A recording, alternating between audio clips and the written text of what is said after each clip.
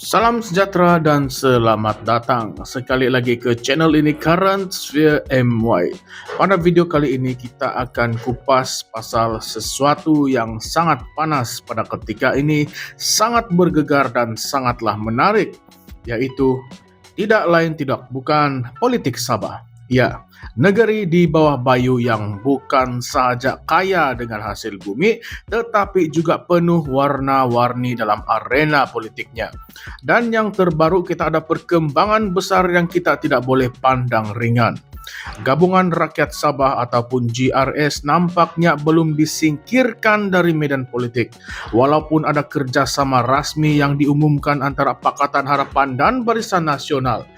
Tetapi adakah ini betul-betul ikhlas ataupun ada muslihat yang sedang dirancang di sebalik tabir? Baru-baru ini Perdana Menteri Datuk Seri Anwar Ibrahim mengadakan lawatan ke Tawau Sabah. Ketika ditanya wartawan, Anwar dengan nada yang tenang menyatakan bahwa GRS masih lagi di dalam radar kerjasama politik.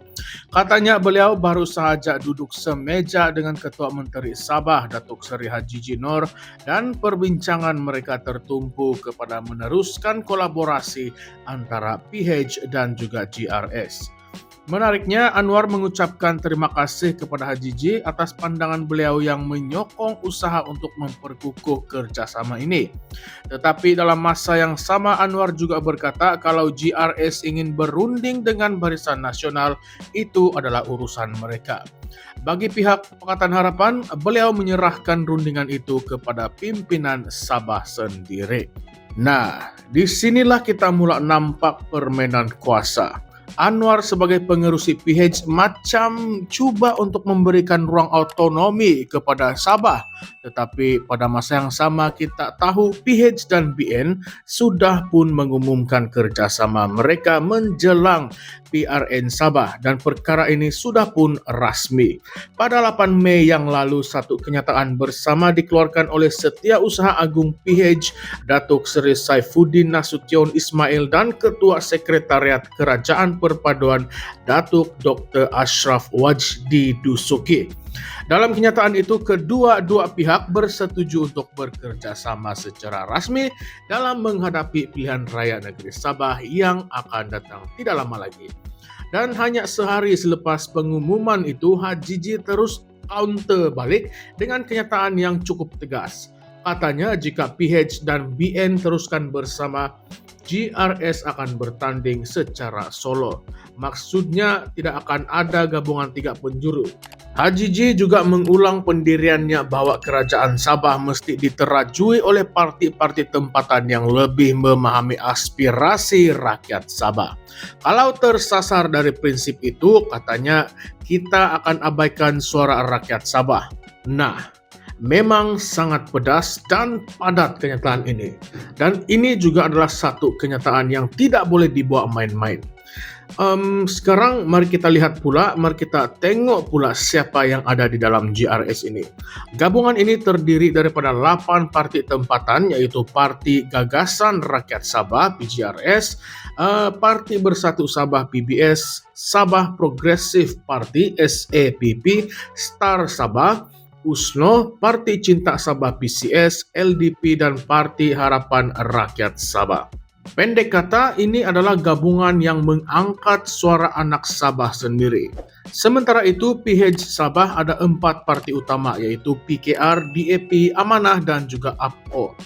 Jadi kalau berlaku pertarungan 3 penjuru antara GRS, PH dan BN, kita boleh jangka suasana yang sangat kompetitif tetapi juga sangatlah tidak stabil. Dan lebih menarik lagi, Anwar sempat meluangkan masa untuk menghadap yang dipertua negeri Tun Musa Aman. Pertemuan ini menarik perhatian ramai karena ia berlaku selepas muncul spekulasi bahwa DUN Sabah mungkin akan dibubarkan lebih awal. Tetapi Anwar menafikan perkara itu. Katanya tidak ada langsung perbincangan mengenai pembubaran DUN dalam pertemuan tersebut. Sebaliknya mereka berbincang soal pembangunan Sabah, termasuklah sektor minyak dan mencari ruang kerjasama yang lebih mantap antara negeri dan juga persekutuan. Tetapi kita tahu, Dalam politik, yang tidak disebut itu selalunya yang paling penting. Bila Perdana Menteri datang jumpa yang dipertua negeri selepas PH dan BN mengumumkan kerjasama dan HJJ pula bagi kenyataan yang keras, mustahil tidak ada perbincangan strategik yang lebih mendalam di sebalik tabir.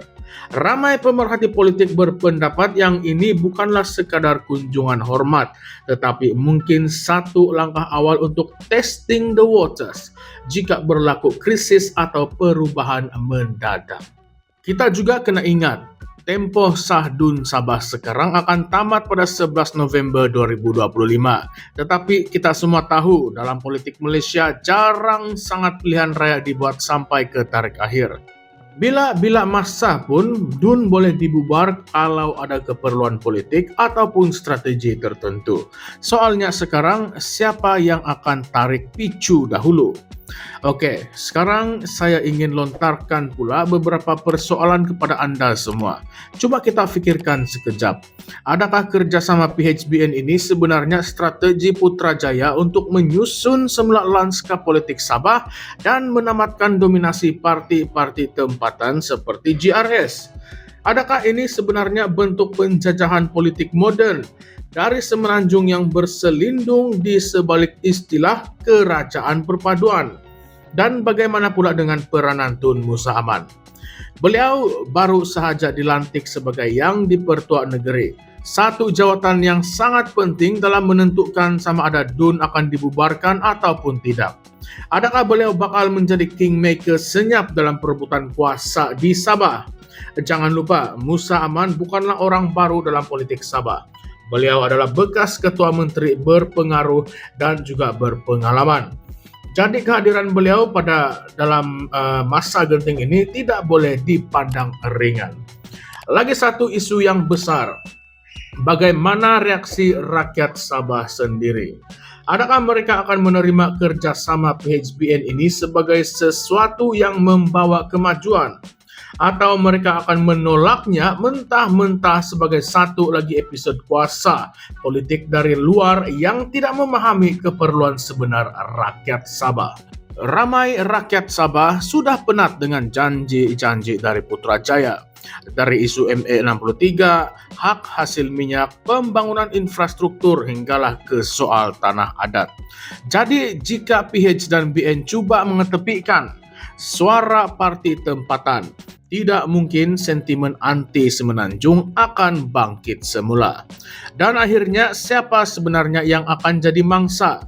Kalau GRS bertanding solo dan PHBN bergabung, adakah PH yang akan kehilangan kerusi karena tidak cukup pengaruh di peringkat akar umbi Sabah? Atau adakah BN yang akan terpinggir karena labelnya sebagai parti lama yang sudah hilang credibility? Atau mungkin GRS yang akan ditekan habis-habisan dari dua penjuru? Semua ini adalah persoalan besar yang akan menentukan masa depan politik Sabah. Dan kalau Anda tanya saya, jawabannya belum tentu. Karena dalam politik Sabah segalanya boleh berubah dalam sekelip mata. Jadi apakah pendapat Anda semua? Patutkah GRS terus kekal berdiri atas kaki sendiri dan menolak campur tangan luar? Atau adakah lebih baik mereka mencari jalan tengah dan bekerja sama dengan PH ataupun Barisan Nasional demi kestabilan politik dan pembangunan negeri? Adakah kerjasama pusat negeri ini akan membawa manfaat ataupun sekadar membuka ruang kepada penguasaan politik dari semenanjung? Saya ingin mendengar suara Anda semua di dalam ruangan komen di bawah. Jangan malu, jangan segan, inilah masa untuk kita berbincang, berdebat dan juga menyuarakan pandangan masing-masing.